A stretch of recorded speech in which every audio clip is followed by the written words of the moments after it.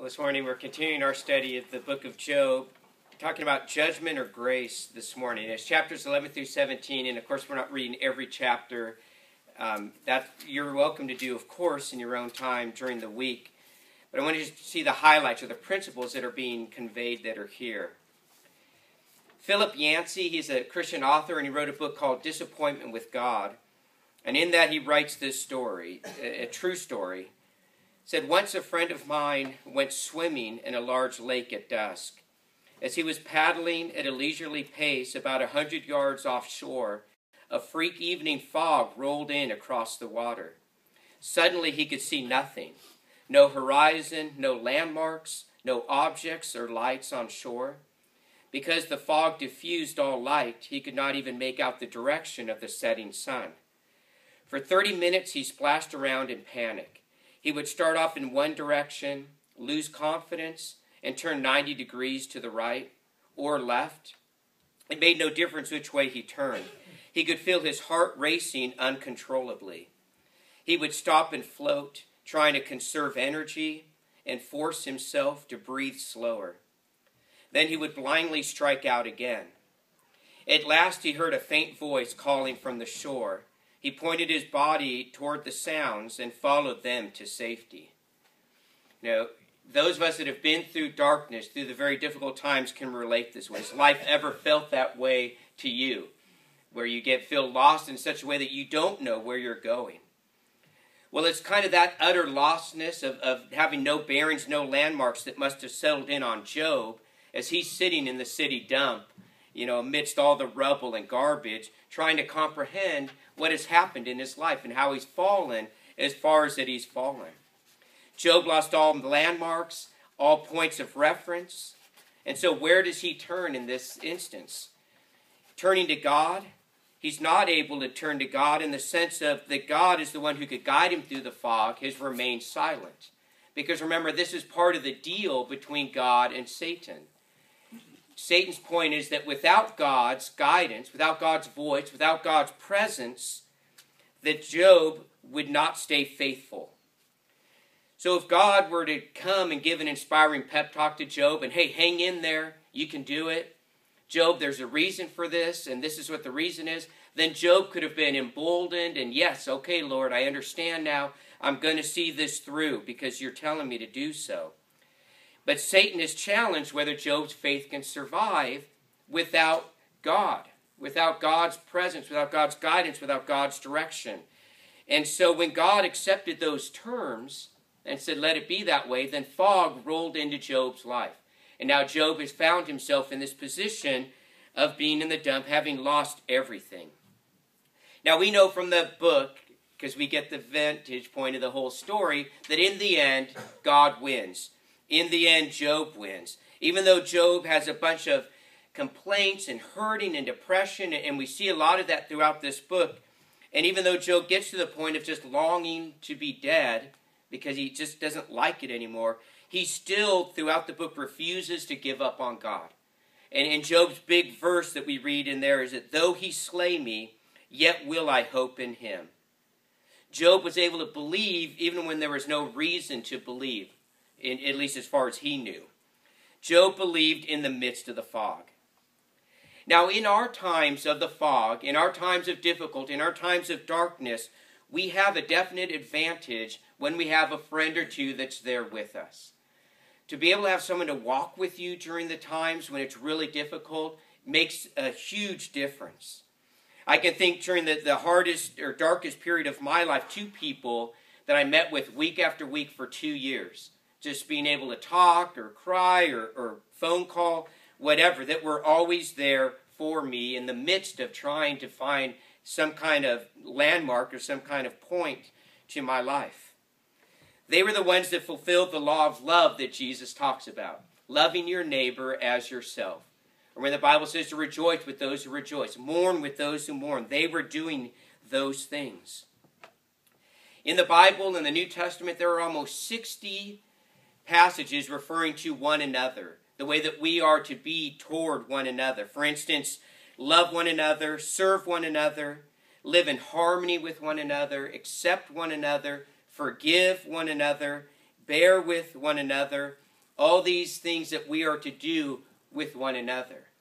Paul says in Corinthians that we are the body of Christ, that each of us as individuals make up one body. So we are connected to one another, that we are meant to be there for one another in our times of need, in times of joy as well, but also in times of need. God has set up life in such a way that we are to be dependent upon one another. We need to have each other. And so when you have someone when life is difficult, then that gives you that much more of an advantage. So imagine how difficult it is, though, for Job. He's got a wife that has told him to curse God and die. He's got kids that are now dead. He's got friends that all they're doing is judging him and accusing him and condemning him. You know, how much more difficult it is that when you turn to someone because you want to lean on them in your time of need, that instead what you get is a stab in the back instead. You know, and that just makes it that much more incredibly painful. You know, life can be difficult enough when you're going through tough times, but then when you try to count on someone to be there for you, people that you have assumed would be there for you, and instead they turn on you and pile on, you know, how much worse is it for that person? And this is where Job is at right now. His friends originally said were to comfort him and bring sympathy, comfort and sympathy for him, and they have done anything but that. Rather than ministering to Job, they have just brought misery to Job's life. They have just made it worse for him. They've judged the situation, they've seen the circumstances, and have concluded that Job must be in sin. That what we'll see from Zophar and what he says is that Job has secret sin that he just needs to get rid of. And so they assume because of all of this that Job is in the wrong, that Job is sinful man, that Job has been forsaken by God, and he now needs to repent and get his act together. Well, we know the story. We know that that's not the case. But they think they know this is the story. And so we have to be careful as we look at this morning, because we don't know the whole story of things. There are times that we look at a situation and we see someone suffering or we see them in pain, and we want to take circumstances that we see and connect the dots, and in our minds think, well, this logically makes sense. This person is suffering because of blah, blah, blah, and think that we have it figured out. But just like these guys who thought they had Job figured out, we know that they were wrong, right? I mean, clearly they were wrong. But they were sure that they were right, based on the circumstances. And so they make assumptions after that. Job has sinned. As we saw last week, his children sinned, and so therefore they were killed by the Lord. And now they are all paying the price, because this type of thing does not happen to godly people. And isn't that right? Is that right? If you're a godly person, if you're a righteous person, does that mean that you don't suffer? Does that mean that you don't have pain? Does that mean you do not have difficulties in your life? We know better. I think we know better that that's the case. And yet this is the conclusion they have, and this is the judgment that they have given to Job. Well, the Bible tells us very clearly that mercy triumphs over judgment. That we are to judge people, it says in James 1, as people that are living in freedom. That the law gives freedom rather than the law condemning. That we are to extend mercy to one another and not judgment. And so we are being told today to extend grace to one another in times of need and not extend judgment. Now this morning we're looking at conversations 3 and 4 with Eliphaz and Bildad. Remember, there's a total of 9 conversations, and so where Job responds to them after they rip on him. And so we're looking at the 3rd and 4th conversations with Zophar and Eliphaz for this week. And so Zophar takes his chance now. He comes up. And again, the idea was to be sympathetic and comforting to Job. But instead, Zophar takes a cue from Bildad, essentially calls Job a windbag, just speaking a bunch of words that have nothing of significance, and to tell him that he is devoid of righteousness. He accuses Job of saying that his teaching is pure and that his teaching is innocent, when Job has never even said that. In fact, Job said, "Teach me and I will be silent, and show me where I have erred." But now we get to this point where they are now starting to put words in Job's mouth. They are just saying things to bolster their argument when in fact this didn't happen? You know, why let facts get in the way of a good case against someone, right? And haven't we all done that to a degree? When we're angry at someone or we don't like someone, then we begin to embellish stories a little bit. We might make up things a little bit more. You know, we add a few words to a conversation that we had with them, so when we share that conversation with other people, we kind of make it a little bigger, exaggerate it a little more. Maybe we read a text or an email that that person wrote, and we can use our inflection in such a way to make that text or email sound a little worse than actually it was, you know, to our advantage, to make us look good and to make them look bad. You know, why not sprinkle in a couple of lies to help build the case of why they're getting what it is that they deserve? Well, this is what's going on right here with Zophar. He's now falsely accusing Job of things that he never said. And again, you know, with friends like this, who needs enemies?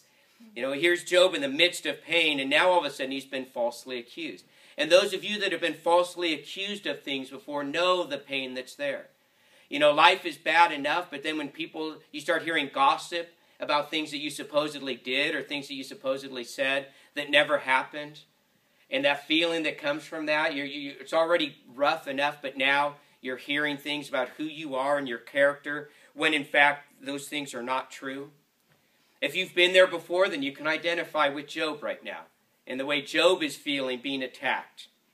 And then listen to Zophar, verse 12 of chapter 11. An idiot will become intelligent when the baby of a wild donkey is born a man. Okay, so now he's got his friend calling him an idiot. Okay, the idiot is a Hebrew term that means to be hollow or empty, as our term would be an airhead. You know, and so Zophar is basically saying, Job, you're an airhead, and sooner there will be a possibility of a donkey bearing a man than you becoming wise. Love is just a wonderful thing among friends. And this is what's going on. So again, he is ripping Job. Job's an idiot, an airhead, and there's no chance that you're going to get your act together in this way. Again, entirely unfair what he is doing to Job. Judging his circumstances while Job sits in the dump, scraping his skin because of the pain that is undergoing. The man who has lost everything. So Zophar tells him, hey, fall back in line with being righteous. I know you have secret sin, and I'm going to help expose those things, he goes on to say. Well, thank you. You know, again, this is his job, Zophar, the friend, to become the righteous man, to preach to Job. This is what's going on. I know this is going on in your life, and I'm going to help purge you of what's going on in your life. All great sounding things other than the fact that he's completely wrong in this situation. Judgment, being judgmental. We as Christians can be terribly judgmental as well. That type of thing. Assuming that we know why other people are going through the hard times that they're going through. Again, we have to be careful making judgments about people, thinking that we know everything that's going on. Just because logically it can make sense in our heads doesn't mean that it's true. Just as Zophar here is making a judgment that is not true. Job is showing us that we don't always know what's going on. There's a whole realm of things surrounding us, of the heavenlies. You know, this battle in the case of Job between God and Satan that Job or his friends have no idea about. And yet they claim to have the answers to what's going on. We don't always know why we suffer. We don't always know why there's pain. We do not always know God's purpose in allowing those things. So we have to be careful. What is going to be our attitude? Or is our attitude going to be one of judgment and say, well, that must be this, this, and this because I see this? Or is it going to be one of mercy and of grace? And I don't know necessarily what's going on, but I do know this person is hurting. And I do know this person needs my support rather than needs me tearing them down right now. And God may have a purpose for this that we don't even see for 5 years from now or 10 years from now. Or in the case of Job, thousands of years later, you know, we see the purpose of what's going on. So we have to cut people slack. We cannot judge when we don't know the answers, even if we think that we do. Now, to Job's credit on this, he doesn't take this lying down. In fact, as we said, likely Job was written in the book of Genesis. So when someone ever asks you, like, when does sarcasm start? When was the first sarcastic remark? Then go here to chapter 12, the first verse. This is the first sarcastic remark that the Bible records anyway. Job's response to Zophar and his friends are, well, truly then you are the people, and with you wisdom will die.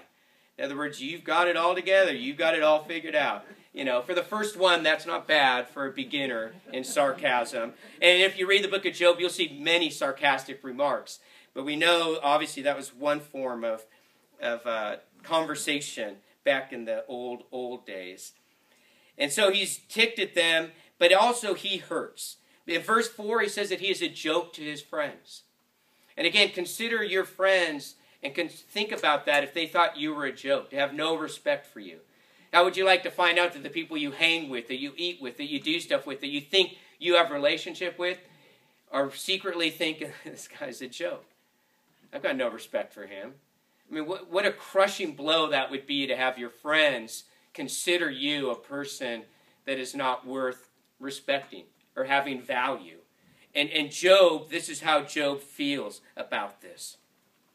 Zophar preaches to Job that God is great, that God is in control. Job responds that I know God is great, and I know God is in control. Job goes on to say, I can't answer why this is happening to me, but I know God will see me through. This is Job's response. Job knows in his head who God is. Job knows the character of God. Job believes in God. But Job is hurting. Job is suffering. Job is in pain. And so these words are his feelings just being expressed. Job is not denying the Lord. Job is just looking for help in his time of need. And the one or two people, or in his case 3 that should be there for him, have abandoned him. And so he's hurting. And so Job finishes up in talking to Zophar with this plea to God to lay off. Get your hand off of me. You know, that the pressure that I'm feeling, I can't do this anymore. I can't handle it. You know, lift your hand off me or respond to me. Talk to me. Let me know why this is going on. You know, give me an answer. And again, if you've been there before, you know what's going on with this. I was talking to a friend this week, the one that I read the email about a few weeks ago. I finally was able to meet with him last week. So we spent 2.5 hours in his truck, just allowing him to talk, to vent. He's not denying the Lord at all. He loves the Lord, but he is in great pain. And he is in this position of Job right now. I wish, you know, this could stop. I wish this would be done.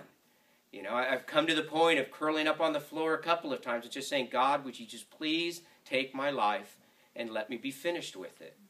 You know, suicide is not in his repertoire. It's not an option for him, but he would be ecstatic to have the Lord just be done. You know, take him and be done with him. And again, you know that. If you've been there, you know that feeling. You know, you've come to that point before of, Lord, I'm not going to do it, but Lord, I'm not going to argue if it was you taking me and bringing me home. I'm ready to go. And this is where he is at. This is where Job is at. This is where my friend is at as well. And this is why we need people in our lives. Graceful people. Grace-filled people that can encourage us to say, continue to endure. Take it day after day. You'll get through this. You know, be there for that person. Be the cheerleader for that person to help you. If you don't have that person in your life and you're suffering, then ask the Lord to bring someone to you that will help you. That will not bring you judgment and condemnation, but will bring you words of life to help you on this journey. We need the grace of God in our lives. And we need the grace of people, of family, of friends, of brothers and sisters that are there to help us in those times of difficulty. And what we don't need, again, are those that are going to come and just pile on and make it worse. And so the second cycle starts in chapter 15. Eliphaz comes back. This is round 2 for Eliphaz. He rips Job up one side and down another, ending in verse 25 where he accuses Job of rebelling against God, acting arrogantly toward the Lord. Again, we know that Job is not doing that. We are aware of that, but his friends have made the assumption. And in other words, Job is getting exactly what he deserves because he is disrespecting the Lord.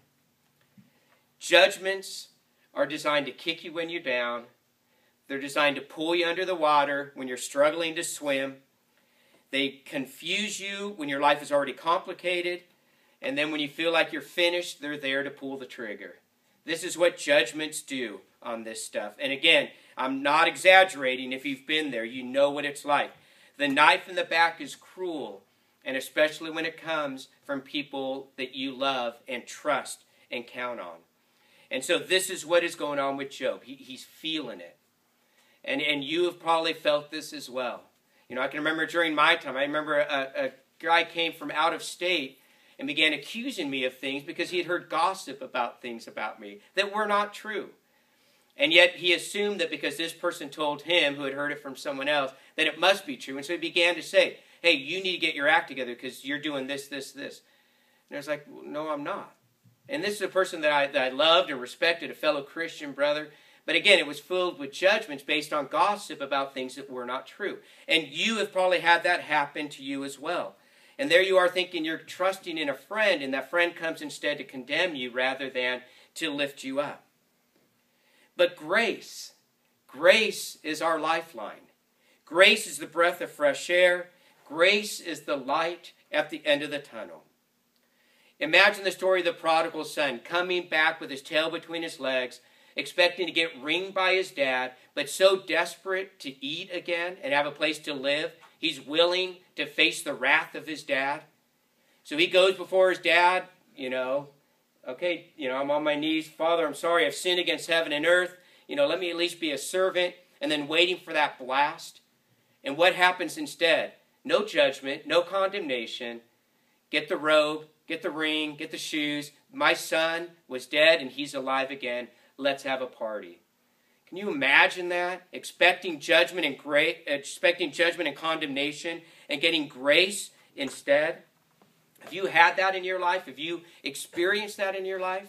Can you remember maybe as well how great you felt when you began to experience God's love, when you expected God's punishment, when you experienced God's forgiveness, when you expected God's condemnation? Have you ever been forgiven by someone completely, even when you have done something that deserves something worse?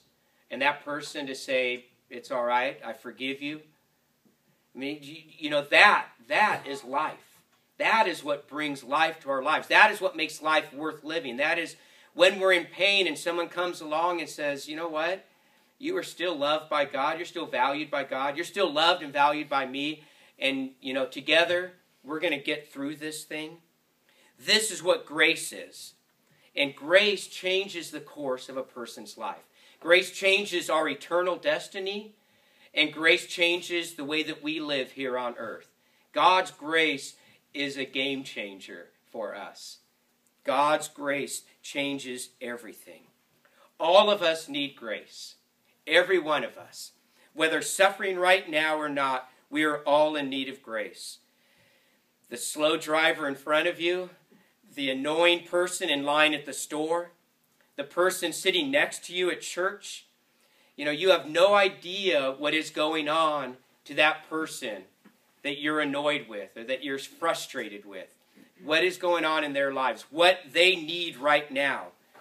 So rather than expressing judgment or condemnation or annoyance to that person, let's extend grace to that person. Let's extend mercy. Let's extend compassion on that person. Whitney Houston died yesterday, which we all know, if you have a computer, was all over the place. Well, on the Yahoo page, a guy was writing, and the first thing that he said about this, and he said, I'm as guilty as anyone, is we all made jokes about her. The lost weight, the drug use, the relational problems, and all of that. And I did the same thing, he says, but you know what? No one's laughing now because she's gone. Where was the grace when she needed the grace? Not that what she was doing was right. This isn't an issue of just saying, hey, it's fine, go ahead, do drugs and this stuff. But rather than expressing compassion, why the drug use? Why the relational hassles? What is going on? Rather than extending grace to that person, we mock them, make fun of them, rip on them until they've had enough, and then it's done. And then we sit back and go, oh gosh, how horrible, poor thing. Well, what about the way we treated them before that period of time? You know, whether it's a Whitney Houston or a friend you know or a person that you know, people are in need of grace. And we like to assume that they're a certain way based on the way they act and the way that they look. But you know as well as I do that there are things that go on in our hearts and feelings that we have that don't always come out on the surface. And people judge according to appearances rather than what's going on the inside. Job calls his friends miserable comforters, and he is right. Because they are failing miserably at comforting him. Because they judge on the outside. This morning, as we wrap up, let's make a covenant, a decision to extend grace to people rather than judgment. To look at what's going on the inside rather than judging based according to the outside. Because just because they're acting a certain way or speaking a certain way or dressing a certain way on the outside doesn't mean that that's who they are and what's going on the inside. You know that in your own life, and I know that in my own life. Let's not be miserable comforters to those in time of need, but rather let's be grace-giving people to those people in those time of need. So with that, let's go ahead and close in prayer and talk to the Lord about that, and then we'll have our time of communion. Father, we again thank you for your scripture, for the words that you have for us. Father, it's an opportunity for us right now to ask forgiveness from you for the times that we have made judgments and condemnation, hurting people because either they annoy us or that, Father, we neglect to look deeper at what's going on in their lives. So forgive us for the words that we have said before that have been cruel and cutting. And Father, pray that you help us even starting today to make the decision to be people like you, that extends life, that extends redemption and forgiveness to them. Lord, let us take on your attributes in this way, your personality, your love that you have extended to us, that we would extend that love to them as well. Father, there's people in our lives that we're thinking of even right now that are suffering and hurting. I pray that you would use us to help them, Father, to continue along in their journey. Father, let us be that support system for them. And Father, for those that are in suffering and in pain right now, we continue to pray for your Spirit to come upon them, to give them what they need.